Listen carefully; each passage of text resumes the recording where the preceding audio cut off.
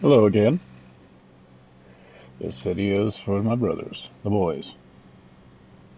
But if you care about the future, then you must care about men. Because like it or not, we are the future. We are culture. We are society. By our blood does its veins fill, by our sweat does it drink, and men fills its lungs with our labored breaths.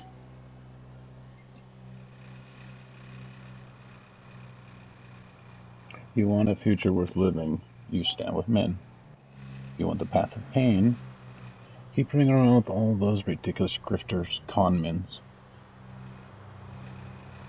Get those makeup companies all your money.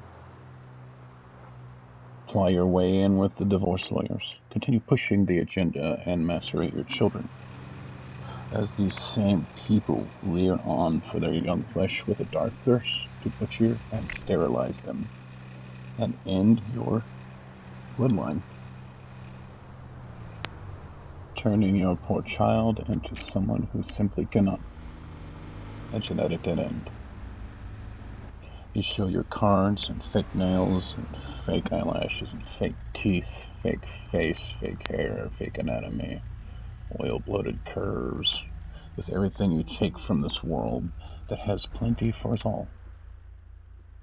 But like a toddler, stuck permanently in the mind phase of their life, you need more, forevermore, yet have never deserved it and earn it barely via evolutionary devices that randomly chose for you to have the setup necessary and the gametes for the propagation of species.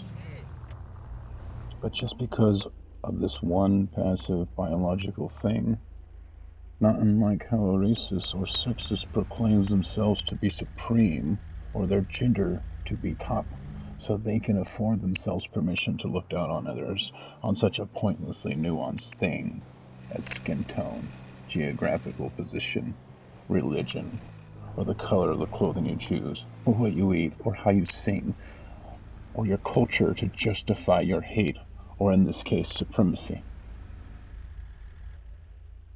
You're just doing the same thing, different flavor. You're no better. Now I have said this is for my brothers, and I am yet talking to the others in this equation directly, is because this is on behalf of them. And to hear someone that knows and can put this into words, spelling out the magic and the meaning behind them into something that is indeed observed by someone else, is a cathartic thing of validation, a breath of air that would be an oasis in an ocean of darkness and anxiety that need to be worth something to be good enough. Understand the person who told you that you'll never be good enough is someone who has given up and wants you to, too. They want others in the bucket with them. Crabs in a bucket. They want you feeling stuck. They want you to give up on everything so they feel justified on how much of a waste of space they have become. All you have to do is continue, and their voices will fade into the failing past as you slowly leave their warm hungering behind to stay in the dark world and hopeless state they choose to live in and try so hard to get people stuck in with them. As misery loves company.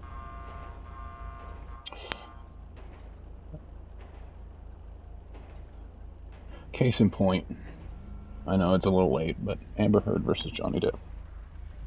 That case alone is a masterclass on what they will do and how they will choose to cannibalize everything, no matter what. Amber Heard had everything you could want. She was up and coming starlet. She had jobs and a name that was almost like Margot Robbie's in popularity.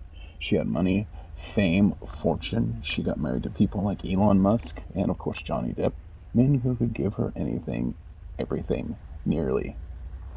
But she chose instead to try and consume, to try and take, to try to destroy. Amber Heard had things the average person can only dream of. Opportunity that most of us will never see because they hate it when a normal person becomes a classic rags to riches story and will often try to actively stop people from changing their fate, their class, their bracket, because they impose it upon us.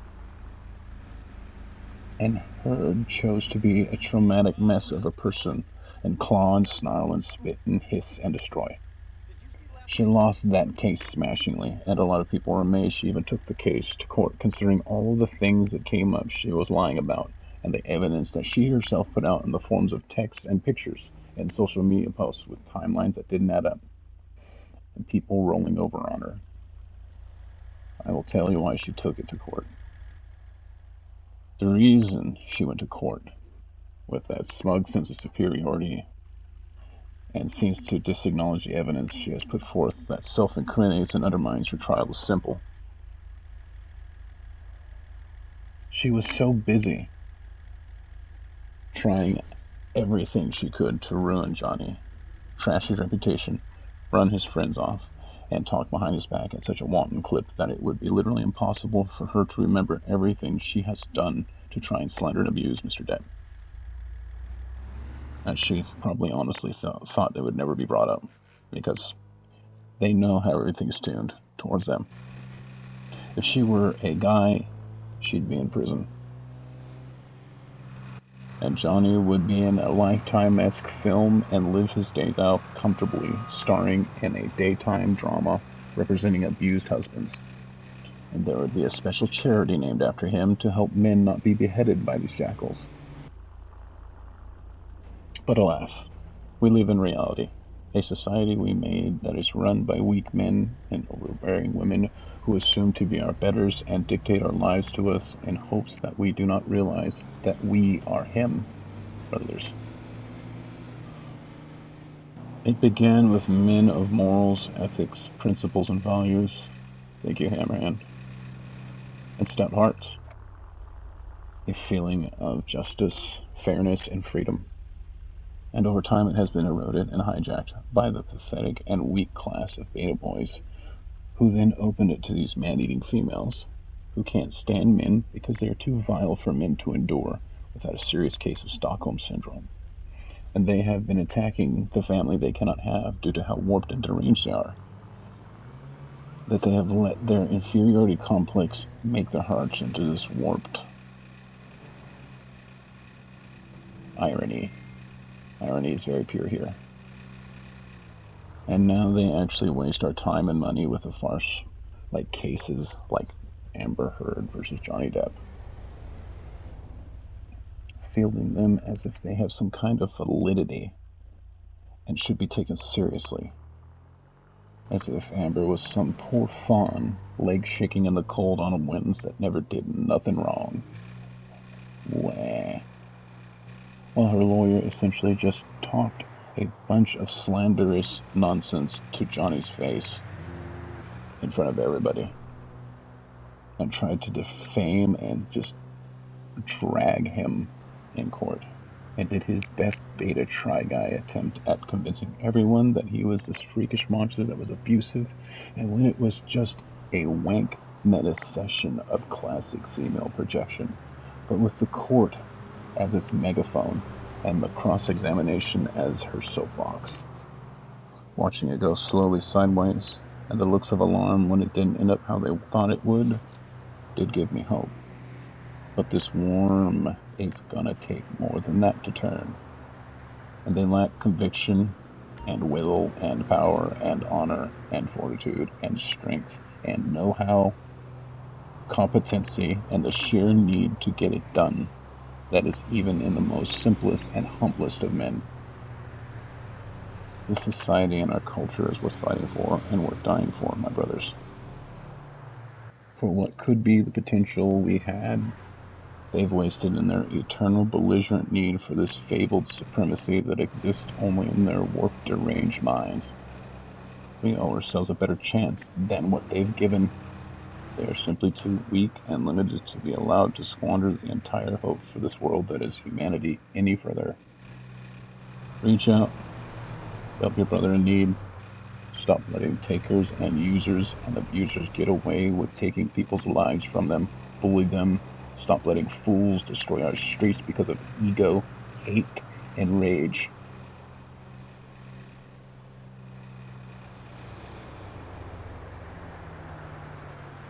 Stop the cretins.